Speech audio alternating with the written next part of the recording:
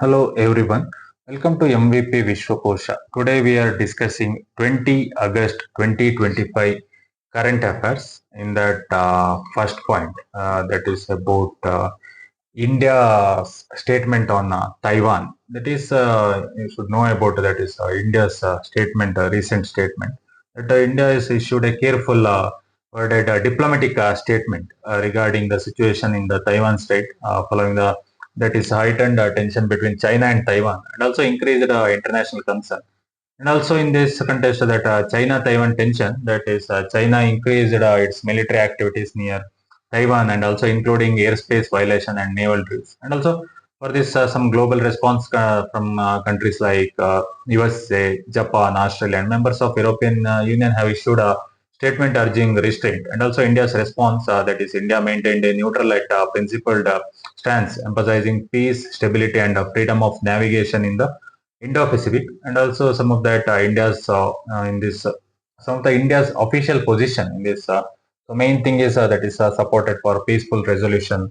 It is India called for peaceful resolution of dispute through dialogue and international laws, and also respect for sovereignty and territorial integrity. And also India reiterated its traditional support for national sovereignty, and also without explicitly recognizing Taiwan as a separate nation. And also freedom of navigation, that India highlighted the importance of freedom of navigation in international waters, and also indirectly referring to China's assertiveness in this region, and also non-interference in internal affairs. India avoided taking sides consistent with its non-aligned foreign policy principles. Okay. So all that for a prelims perspective, this India follows that one China policy is very important, and India's unofficial ties with Taiwan, that is India-Taipei Association. Okay, that is actually not full diplomatic recognition. Also, India's support that rule-based international order on the Indo-Pacific, and Taiwan Strait is a crucial shipping route that is important for prelims. And also, in that mains perspective, all this you should know about India's balancing act and Taiwan in India's strategic calculus, and also China factor, geopolitical significance. All that it is very important. Okay, it's about recent news. Next news that is.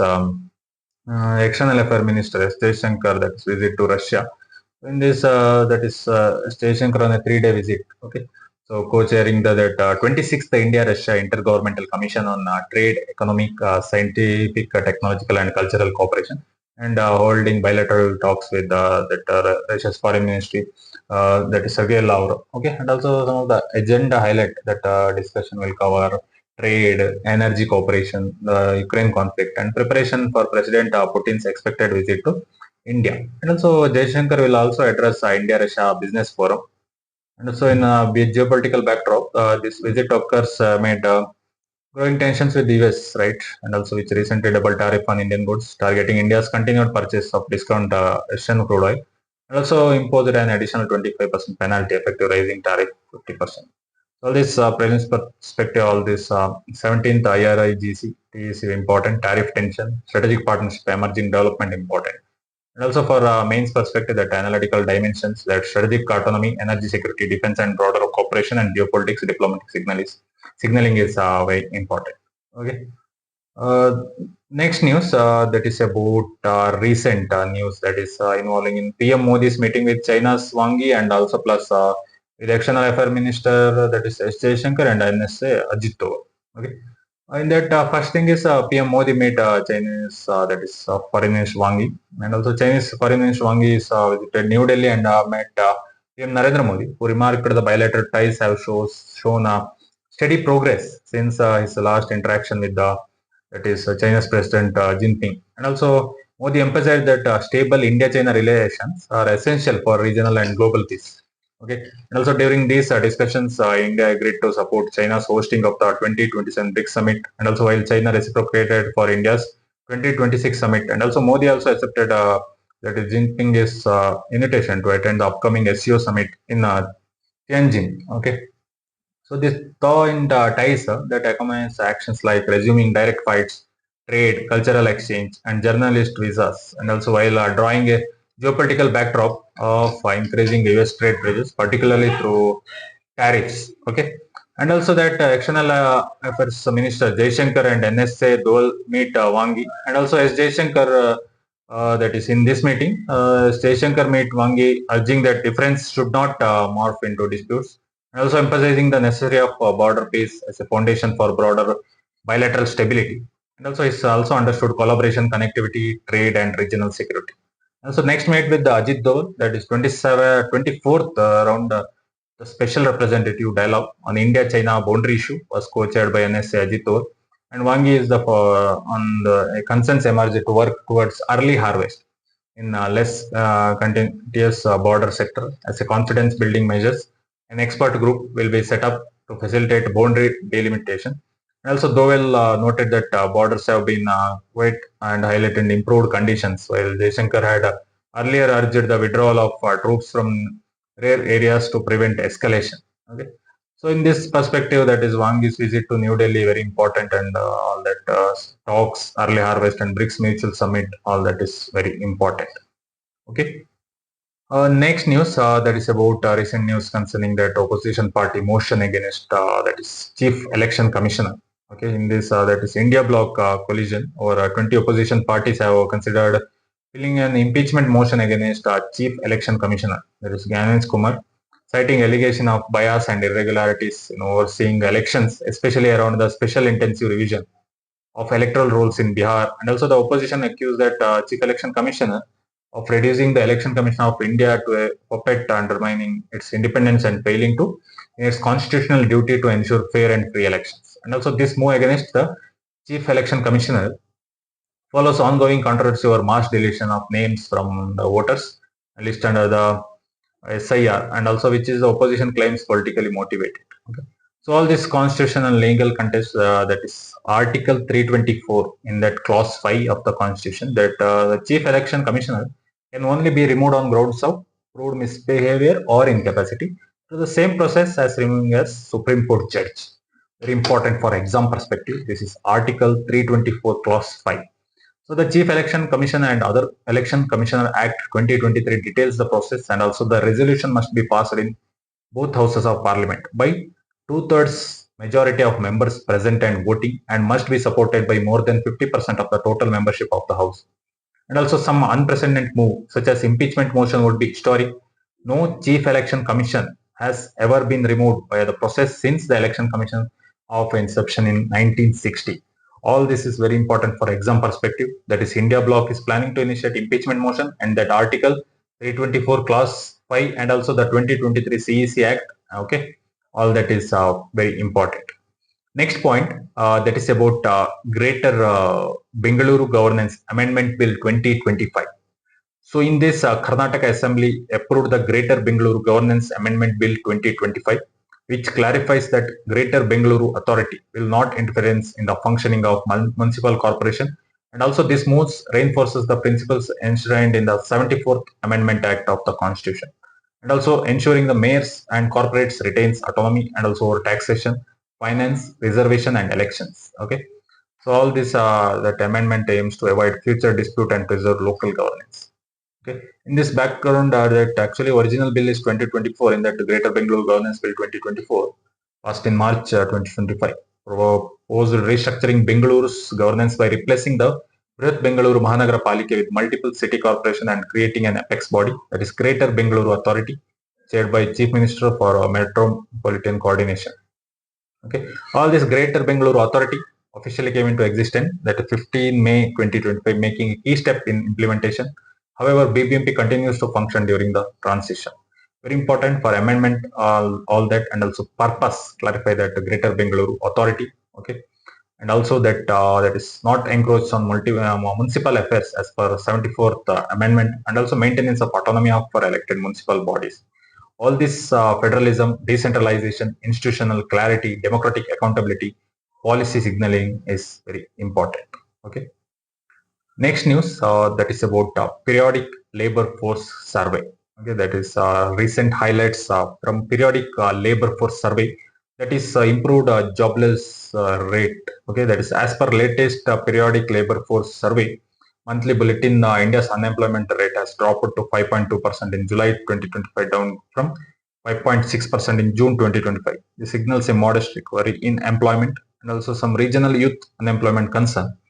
In this PLF's data, that is April-June 2025, shows the youth unemployment age 15 to 29 in Punjab, Haryana and Himachal Pradesh is notably higher than national average of 14.6. Himachal Pradesh 29.6%, Punjab 20.2%, Haryana 15.6%. So this labor force participation rate and worker population rates are higher than the national average in some states, but still indicate significant underemployment concern. And also all this our official data accuracy, and also that is about 70% believe that true jobless rate might be twice than reported figures. And also women's labor force participation still way behind G20 peers. That is female labor force participation in India remains low. That is rose to 31.7% in 2023-24 from 27.8%. For short of the government's 2047 target of 70%. Also only 15.9% working women in salaried and contracted jobs. Women face considerable barriers including safety concern, all that, okay, and also caregiving burdens and lack of infrastructure. And some of long-term downturn in Bihar, and that in Parliament it was highlighted that Bihar unemployment rate dropped from 7% in 2017-18 to 3% in 2023-24. So all that this periodic labor force survey is conducted by National Statistical Office of Ministry of Statistical and Program Implementation since 2017-18 to estimate employment, unemployment indicator like LFPR, WPR and unemployment rate. So usual status, that is principal plus subsidiary status, currently weekly status, all that you should know for exam perspective. Okay, and also sample size increased dramatically, a rotational panel design and rural data and relative standard errors, all that you can see. Okay, all that frame perspective and also mains perspective, that is the data driven policy making, labor market realities, regional gender disparity survey, quality institution strengthening, all that important. Okay, next news. That is about recent news that regarding vice president election in India. In that, from India's bloc nominee, that is Alliance Opposition Coalition, has nominated former Supreme Court Judge B. Sudarshanreddy as its candidate for Vice President of India. The bloc framed the election as an ideological battle aimed at defending constitutional values. That Reddy is lauded for his consistent advocacy for social, economic, and political justice, and also a sudden showdown. That is for their first time since independence. Both major alliances have fielded candidates from South India, that is India Bloc B. Sudarshan Reddy from Telangana and NDA CP Radhakrishnan from that is Tamil Nadu. So in this political endorsement regional mobilization, Tamil Nadu CM MK Stalin praised Reddy as a jurist of integrity. Okay, and also Telangana CM Revanth Reddy appealed to all Telugu political group to support Reddy. Also, electrical dynamic contest between Reddy and Radhakrishnan is expected to test in cohesion and strength both India Bloc and NDA, offering insight into the broader political alignment ahead of future elections. Okay, all this that is this version ready CP Radhakrishnan election, okay, first ever all South India face off. All that institutional integrity and ideological contest, federal dynamics and regional politics, political messaging and alliance strength and very important. Okay. Next news that is about latest news on fasttag annual pass facility introduced by Ministry of Road Transport and Highway. On that is Ministry of Road Transport and Highway in collaboration with the National Highway Authority of India launched a fast-track annual pass. This initiative let private non-commercial vehicles, that's cars, jeeps, vans, make up to 200 toll-free trips, and also on national highways and expressway for one-time fee of rupees that is 3,000. How it work means that pass is linked to the existing fasttag and activates within 2 hours. Post payment via the Rajmarg Yatra app or the official NHA Ministry of Road Transport High website. So immediate response and usage around 4 lakh passes were activated very first day. Also 1.39 lakh toll transactions were recorded. Within 4 days registration crossed 5 lakh. Also generating an estimated of 150 crore in revenue, and also intended benefits that annual pass signaling cut cost with effective toll per trip estimated rupees 15-20, much lower than the 70-100 usual fares. And also it streamlines travel, reduce congestion at the toll plaza, and also enhance the digital user experience. And also some technical challenge. Some users reported unsuccessful recharge and incorrect deduction, and also highlighting operational glitches that needed attention, and also some regional issues. Okay, that is vehicles registered in Telangana currently remain ineligible due to incomplete integration in the Vahan database, limiting their access to the pass. Okay, So all this exam perspective, all this that is non-commercial private vehicles, all that, and Rajmarg Yatra app, all that cost saving technical glitch is very important.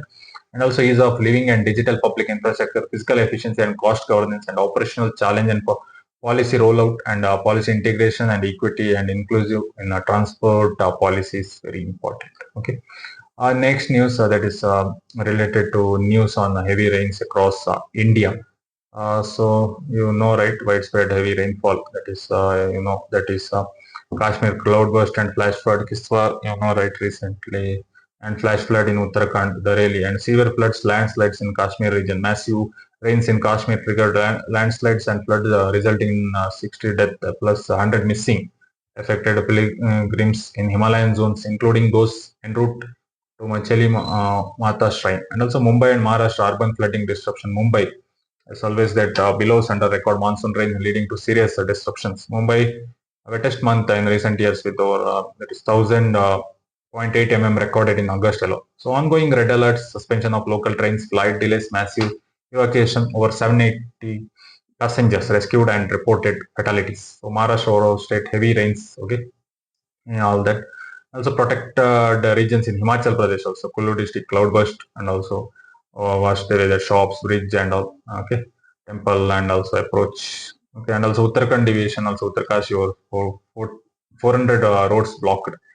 So all this that fact about key events, all that cloudburst and Uttarakhand and statistics, Mumbai, and all that important, and alerts that IMD, red, orange, and yellow alert across Maharashtra, Himachal, and also climate resilience and fragile regions, urban flood management, that disaster governance and multi-agency response, agriculture and livelihood impact, and climate change and extreme weather trends. All that is very important. Okay. Next is regarding that UNHCR and Sri Lankan Tamil refugees. Okay. So that is about that SICCI, that is United Nations Human Refugee, that partnership forum announced plans to launch pilot project by September aimed at enhancing the welfare of that is Sri Lankan Tamil refugees. Okay, in Tamil Nadu, rehabilitation camps and local host communities. That is 5 thematic committee will focus on self-reliance. Okay, that is first point. That is about self-reliance and also skill development and mentorship, and also digital technology, health and well-being, and environmental sustainability. Also, this initiative involves collaboration among private sector entities, development partners, and government agency to drive long-term socio-economic inclusion. So on this, that is empowerment on skill development camps in that all that is important, and also situation overview that 2024 Tamil Nadu sheltered approximately 57,975 refugees. Okay, and also 40,000 living outside also. So all this United Nations Human that is refugee forum, all that is very important thematic that committees and stateless remains unresolved, and also majority remain eligible in Indian citizenship due to absence of formal refugee laws. Okay, all that India hosts refugee without domestic legislation or being signatory to the 1951 Refugee Convention, status governed by foreigners laws. Okay, all that very important, and self-reliance strategy and social integration of equity and governance and human rights policy visions and all very important. Okay, that is about that Sri Lankan Tamil refugee in India and role of even HCR. Okay, that is about 20 August 2025 current affairs. Thank you. Support me for further videos so that I can analyze all the topics required for UPSC and all competitive exams. Thank you.